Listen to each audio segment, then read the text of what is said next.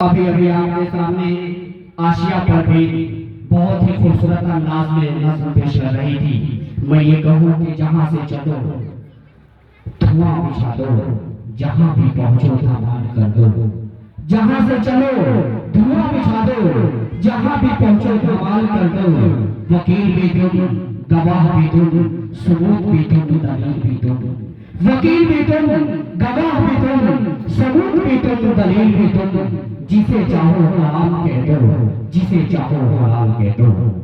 आप भी आशिया पर हैं जिसने अपने नज़्म के जरिए उस हिस्ट्री को, उस वारदात को, उस बीते हुए हालात को, मंजर को आपके सामने पेश कर रहे थे।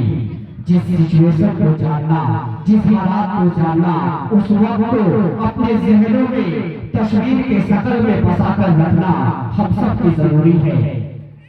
आज ये तमाम बच्चे जो एकता, भाईचारा और आपस की रखरखाव की बात को दुनिया के सामने पहुंचा रहे हैं, इस पैगाम को, इस बात को अपनी अमली जिंदगी में लाना ही हम सब की मकसद और हम सबको जरूरी है।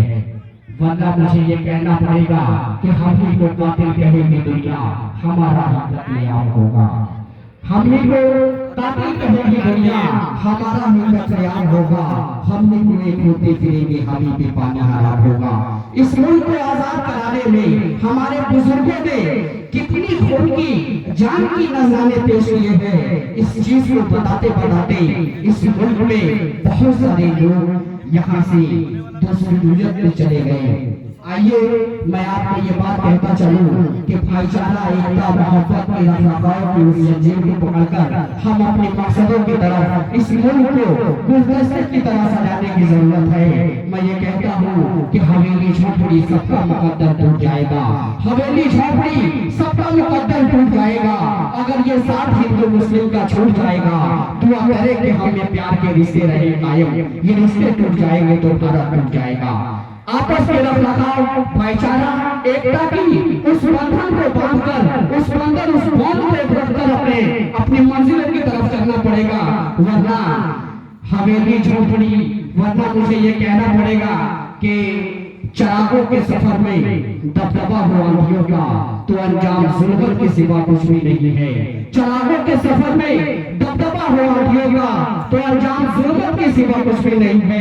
ये दुनिया नफरतों की आखिरी स्टेज में है, इलाज इसके मोहब्बत के सिवा कुछ भी नहीं है।